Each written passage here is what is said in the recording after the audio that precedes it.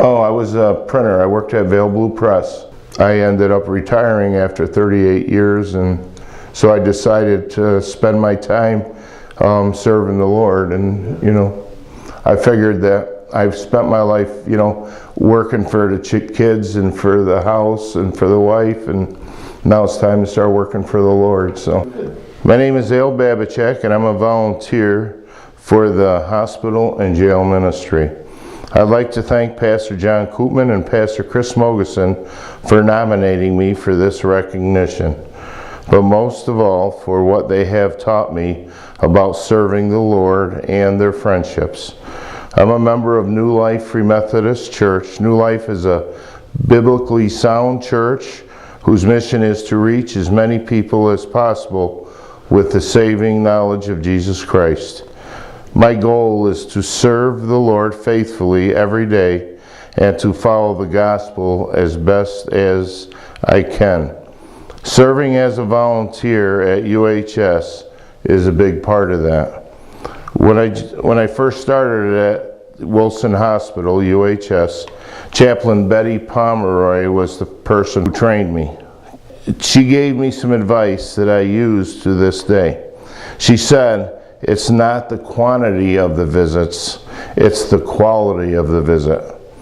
So I spend as much time with each patient as needed. Throughout the years, I've been blessed more times than I can recall.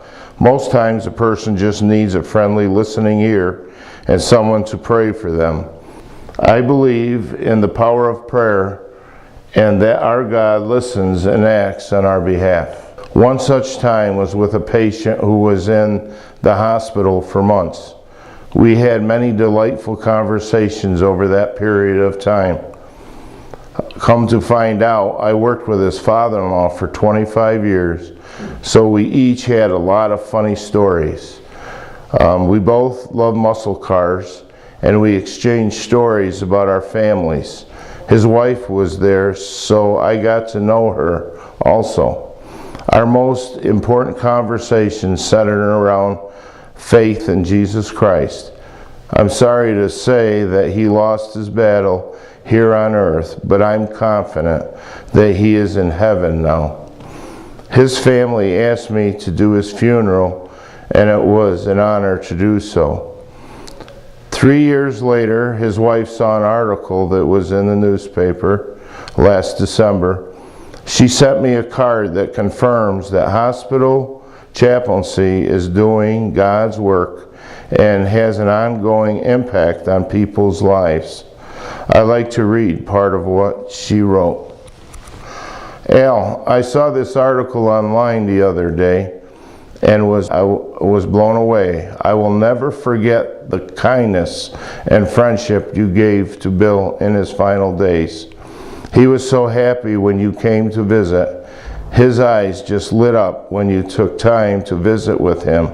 You are a remarkable man, and God has blessed you many times over. Your compassion and care you show people shines through. I believe God put you in Bill's path to strengthen his final days. He so enjoyed visiting with you.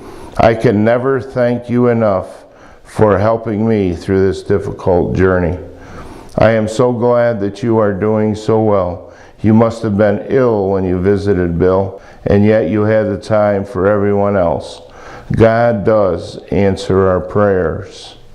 And in closing, I'd like to say a little twist on what Betty Pomeroy taught me.